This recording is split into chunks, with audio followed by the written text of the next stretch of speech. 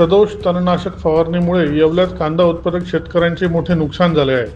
हातातोंडाशी आलेला घास हिरावल्याने शेतकऱ्यांना अश्रू अनावर झाले आहेत। सुमारे 3 हेक्टरवरील 2 महिन्यांचे कांदा पीक खराब झाल्याने लाखो रुपयांचे शेतकऱ्यांचे नुकसान झाले आहे।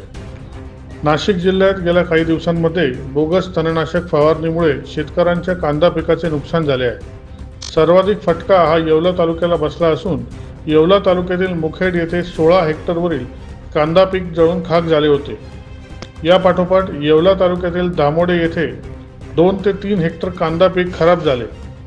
औषध कंपन्यांच्या चुकीच्या मार्गदर्शनामुळे गहू पिकांवर फवारणारे तणनाशक कांदा पिकावर फवारले गेल्याचा आरोप शेतकऱ्यांनी केला आहे। यामुळे शेतकऱ्यांचे 2 महिन्यांचे कांदा पीक जळून खाक झाले।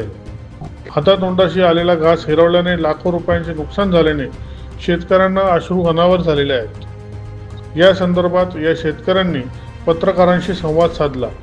या घटनेचा पुढील तपास येवला तालुका कृषी अधिकारी करीत आहेत। दैनिक भ्रमरसाठी प्रतिनिधी दीपक सोनोने, येवला।